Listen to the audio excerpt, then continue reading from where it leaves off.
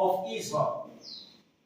God, even when David had not even committed a single sin, God would tell David, remember, you used to be a shepherd boy, and I took you from leading the sheep, and I have made you a leader of my people Israel. Now, why will God be telling his people remember? Well, since God tells his people to remember, not to shame them. But he tells his people to remember so that we help them not take for granted the spiritual blessings and the privileges they have found in him. Somebody has said, Satan does not make people forget God. I mean, it doesn't make people hate God, but it just makes people forget about God. We are not filled with so much hatred with God, but we are filled with forgetfulness. No wonder the psalmist say, bless the Lord, O my soul, and forget not. Because it is easy to forget, even though we may not hate God. So he said, remember about what? That at one time, you Gentiles in the flesh, the word Gentile there, it means someone who is non-Jewish. Every person who was outside the race of a Jew was a Gentile. The other name for Gentile were called pagans, or barbarians, or heathens, or savages, if you would go to the root meaning of these words. Now, Paul is continuing to say, in the flesh, called the uncircumcised by. Who was he calling the Gentiles uncircumcised? It was not God. The one calling the Gentiles uncircumcised were the circumcised. And Paul is saying, in the flesh, meaning the same people who called others circumcised, they were circumcised in the flesh.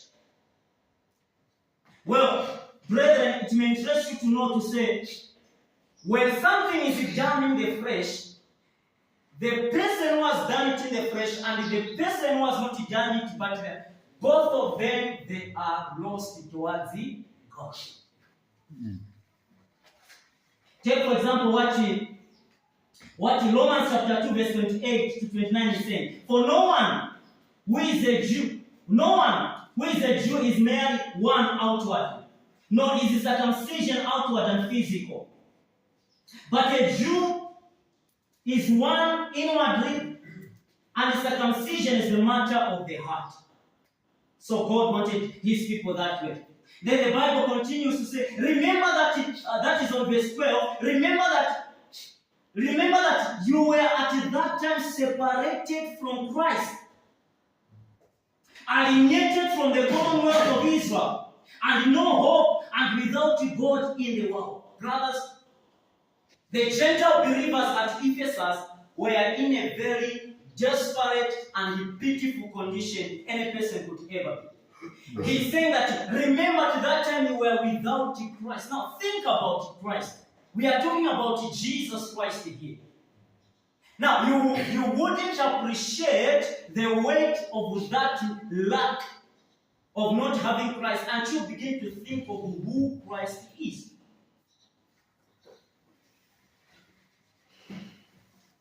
Brother, the Bible says Jesus Christ is the way, the truth, and life. That is John 14, verse 6. The Bible says he is the light of the world, according to John 8, verse 12. He said Jesus Christ is the bread of life, according to John 6, verse 48. The Bible says Jesus Christ is the wisdom, the righteousness, the sanctification, and the redemption from God, according to 1 Corinthians chapter 1, verse 8. The Bible says Jesus Christ is the resurrection, according to John 11, verse 25. The Bible says he is the wonderful counselor, the mighty God, the everlasting Father, the Prince of Peace, according to Isaiah chapter 9, verse 6. Now, if the Gentiles didn't have Christ, it means they never had all these things I've just talked about. The Gentiles lacked life. They lacked a counselor. They lacked peace. They had no resurrection. They had no hope.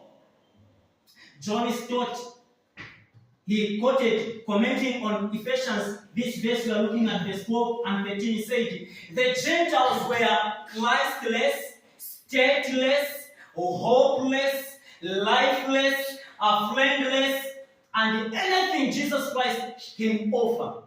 But they didn't have the opportunity to have it because they had no Christ. And the Bible says on verse 12b, alienated from the commonwealth of Israel. Not only did they didn't have Jesus Christ, but also they were separated from Israel. Again, think about who Israel was. According to Romans chapter 9, verse 45, the Bible says they are Israel.